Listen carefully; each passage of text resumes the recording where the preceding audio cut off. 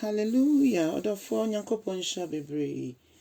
Ene si eda foforo Nyankopon de ache yen. Ene ye kaya my Ghana.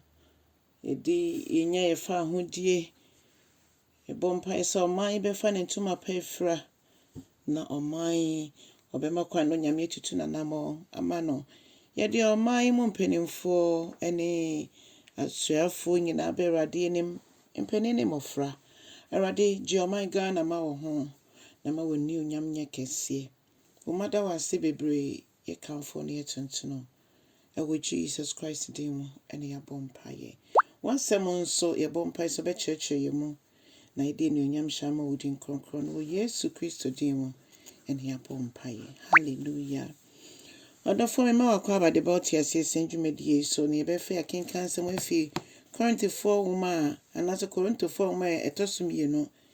Eti enum dichemu dunsia kosi eduonu no menti radiasem eno nti sabre ye jai se ye bu nipa fo ebi se Kristo Yesu aba betena mani wo mu Kristo ba obi mu a oye ne nipa foforo kora eno nti oma ye kwan ema yetimi nante wo ne mu na oma ye kwan ema yetimi hu ye benkun ne nifa na sema ode dom ye no eboa ye ma ye nyini ewo ne mu eno nti ema ye be ye nipa foforo kora ene ma Dadano twam na niam nyina eba be ye foforo. Hallelujah.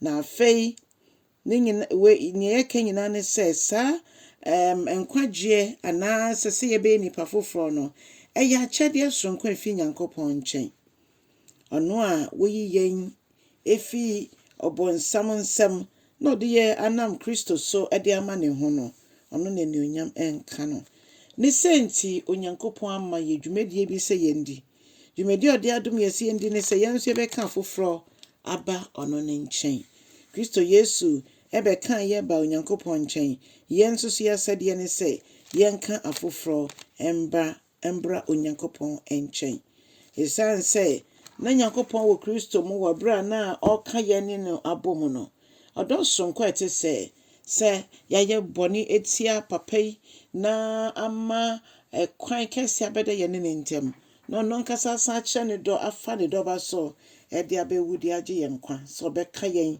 ene neja abomu ade a wudwene ho a enya ade a yen ya adwene yi anase hunam adwene betimi akire mu esanse bibia eye wonwon ye sonko afi yen ginechi enka nipa boni ho asem biem afi de yenya nimdie wo Kristo mu ono a wagye yen ama ono nkasa no ho no de ono na asem a eye enkabom brofuse reconciliation ode etua ya no intina Bible ma yeti ase so asum pefo no blessed are the peacemakers no almost ankrofo no ye be from Onyankopon ma ampa bebi ebedu bia na sese na somdwe no ededie ebi se wama yen enkabom honhom se ye kanipa ebom eno nti ye Kristo Yesu anemsifo ye no ye guso etwe akra ema Erade yesre se Erade hu akra mobo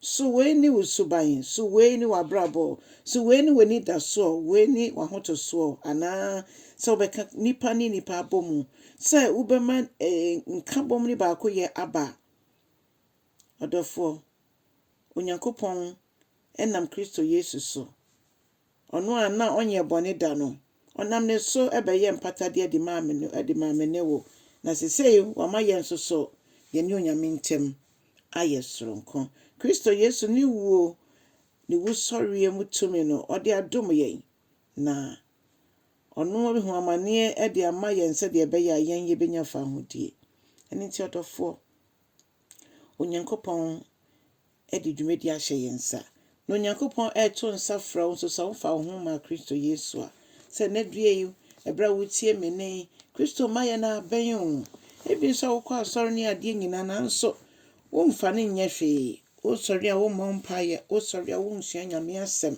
wo sori a asori kra wo kwa wo di nkomodie sa na wo di abefie eden pa na Yesu efi Kristo ncha yenso ede be ma afoforo odofo nyadwen sachra dane wechimawia se na fa weni emma fa wo homa Kristo na Kristo tumi anam so nso agye akrama no ho. Onyankopɔn nhyira no nyɛ kɛseɛ ɛwɔ Yesu Kristo din mu. Amen. And ɔkyena so nyame yɛ adom a yɛ family life education dwumadie no ɛbɛba so ɛwɔ Zoom ɛne Facebook. Nti no we are available 4 p.m. na wa join yɛ. Yɛbɛbɔ mpaeɛ ama abusua no. Yɛbɛgyina mu ama abusua no. Onyankopɔn nhyira no nyɛ kɛseɛ na so aba na twe akrama no wɔ Yesu din mu. Amen and amen.